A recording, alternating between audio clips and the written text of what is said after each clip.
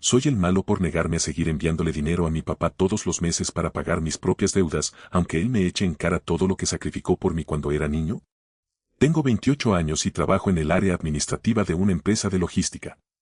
Crecí en un hogar humilde donde el dinero siempre fue un recurso escaso y motivo de tensión. Mi papá, que hoy tiene 62 años, trabajó incansablemente durante mi infancia y adolescencia en un taller mecánico para que a mi hermana y a mí nunca nos faltara un plato de comida, techo o educación. Valoro profundamente ese esfuerzo. Sé de primera mano las jornadas de 12 horas que cumplía bajo el sol y los gustos personales a los que renunció para que yo pudiera ir a la universidad y convertirme en el primer profesionista de la familia.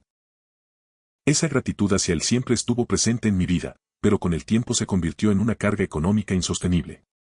Hace 3 años, cuando conseguí mi primer empleo formal con un sueldo razonable, mi papá comenzó a pedirme ayudas mensuales.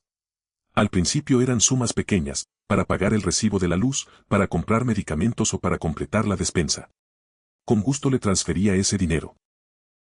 Sentía que finalmente estaba en posición de devolverle un poco de todo lo que él invirtió en mí. Sin embargo, lo que comenzó como un apoyo voluntario y ocasional se transformó rápidamente en una mensualidad fija e implícita. Cada fin de mes, antes de que me pagaran mi nómina, ya tenía un mensaje de mi papá con la cantidad exacta que necesitaba. Lo alarmante fue que la suma no dejaba de crecer. Pasó de ser un apoyo simbólico a representar casi el 35% de mi salario mensual neto. A la par, mi propia vida avanzaba, me independicé, asumí el pago de un departamento modesto, transporte, servicios e impuestos. Para poder cumplirle a mi papá y mantener mi ritmo de vida, cometí el error de recurrir a las tarjetas de crédito. Empecé a patear mis deudas de un mes a otro, pagando solo los mínimos. Lo que no le contaba a nadie era que me estaba ahogando en silencio.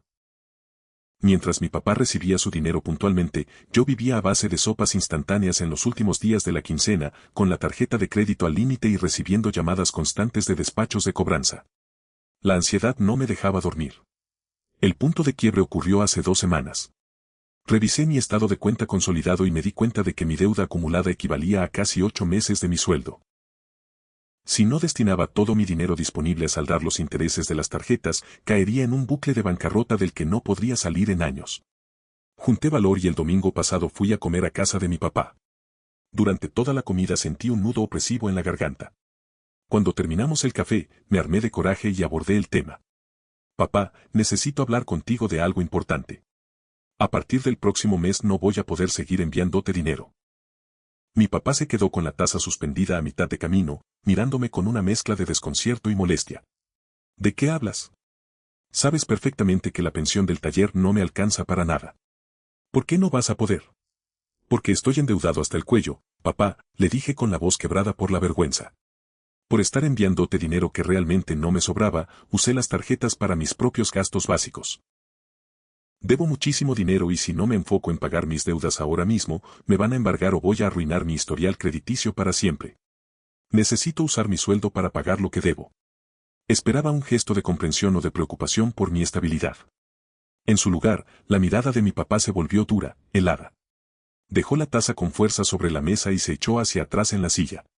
Vaya. Que pronto se te olvidó todo, me dijo con un tono cargado de amargura. ¿Ahora resulta que tus deudas son más importantes que tu padre? Te recuerdo que cuando eras niño yo también tenía deudas enormes, trabajaba enfermo, me privaba de comer bien y vendí lo poco que tenía para pagarte la universidad. Jamás te dejé tirado. Pensé que crié a un hijo agradecido, no a alguien que en cuanto gana un par de pesos le da la espalda al hombre que se rompió la espalda por él. Cada una de sus palabras se sintió como una estocada directa al pecho. Me quedé sin aire. No te estoy dando la espalda, papá, traté de defenderme. Si lo estás haciendo, me interrumpió con la voz levantada. Lo mínimo que podías hacer era ayudarme en mi vejez tras todo lo que sacrificé.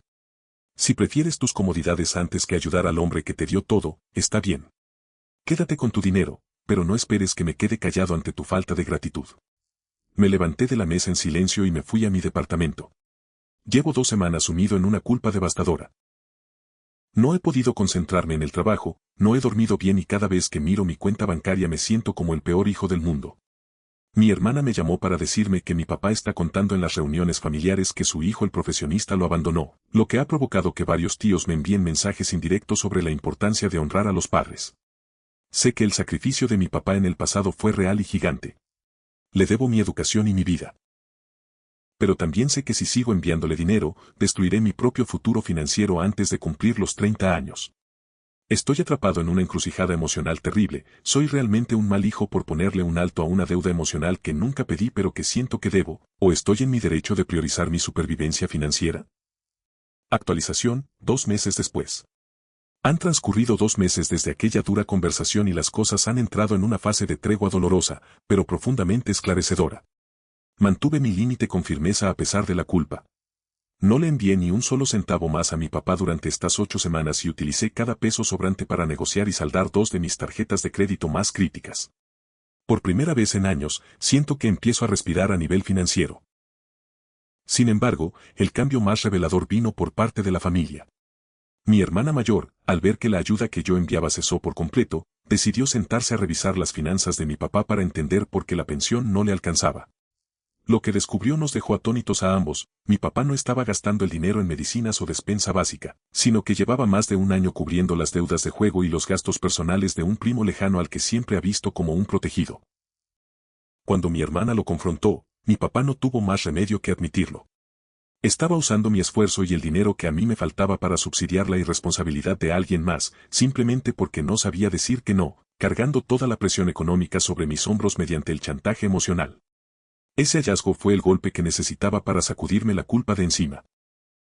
Le escribí una carta a mi papá donde le dije claramente que lo amo, que siempre estaré agradecido por lo que hizo por mí de niño y que lo apoyaré con compras físicas de comida o medicina si alguna vez lo necesita de verdad, pero que jamás volveré a darle dinero en efectivo sin control. Mi papá no pidió disculpas explícitas, pues su orgullo no se lo permite, pero aceptó los términos. La relación entre ambos está distante, pero en proceso de sanación. Aprendí una lección amarga sobre la madurez. La gratitud hacia los padres no se mide en cheques en blanco, y sanar la culpa requiere entender que cuidar de tu propio futuro no es un acto de egoísmo, sino de responsabilidad personal.